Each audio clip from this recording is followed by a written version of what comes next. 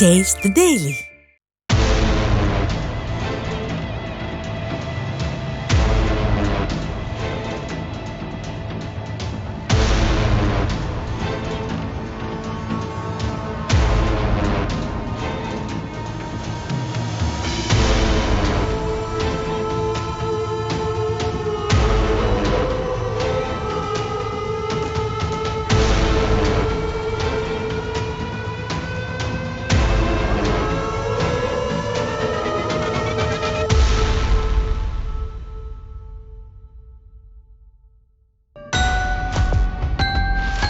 Manjummel boys வெளியாகி ஹிட்டானதை அடுத்து பலரும் கொடைக்கானலில் உள்ள குணா குகை பற்றி தெரிந்து கொள்ள ஆர்வமாக உள்ளனர்.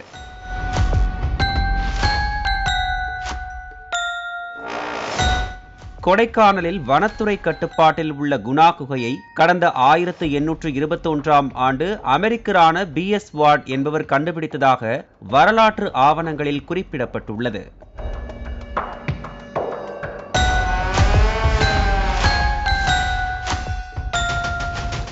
முதலில் இந்த குகைக்கு பேய்களின் சமையலறை என்ற பெயரே இருந்தது. செங்குத்தான பாறைகள் சூழ்ந்து மயான அமைதியுடன் திகிலுடன் இந்த குகை காணப்படும்.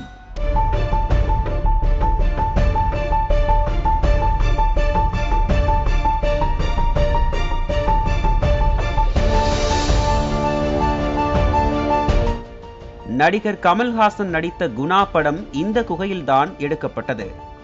அதன் பிறகு குணா என்ற பெயரில் இந்த குகை அழைக்கப்பட தொடங்கியது.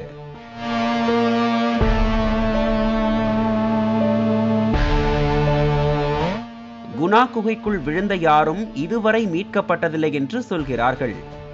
ஒரே ஒருவர்தான் குணா குகையில் இருந்து மீட்கப்பட்டுள்ளார். அவர்தான் தற்போது வெளியாகியுள்ள மஞ்சுமோல் பாய்ஸ் படத்தின் கதைக்கருவாக மாறியுள்ளார்.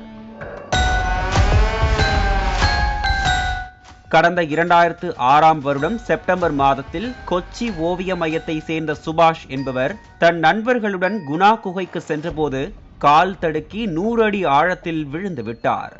சம்பவ இடத்துக்கு வந்த தீயணைப்புத்துறை வீரர்கள் இங்கு விழுந்த யாரும் பிழைக்கப் போவதில்லை, நீங்கள் ஊருக்கு செல்லுங்கள் என்று நண்பர்களிடத்தில் சொன்னதாக தெரிகிறது. ஆனால் பிடிவாதமாக இருந்த சுபாஷின் நண்பர்கள் தங்கள் நண்பரை மீட்ட பின்னரே போவோம் என்று உறுதியாக இருந்தனர்.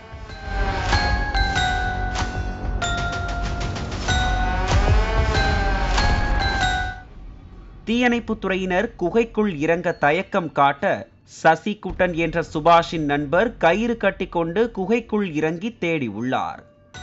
உள்ளே பாறையில் சுபாஷ் இரத்த வெள்ளத்தில் மயக்கத்துடன் கிடந்ததை கண்ட சசிகுட்டன் ஆனந்தமடைந்து அவரை தன் தோளில் போட்டு கட்டி கொண்டார். பின்னர் இருவரையும் தீயணைப்புத்துறையினர் மீட்டனர்.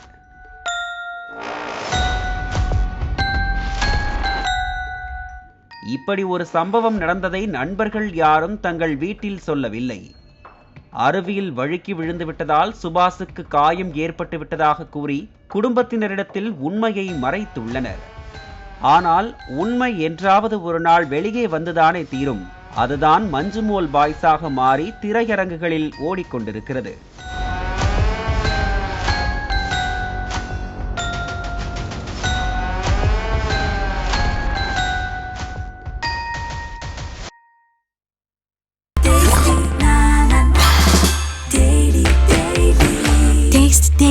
Taste the Daily.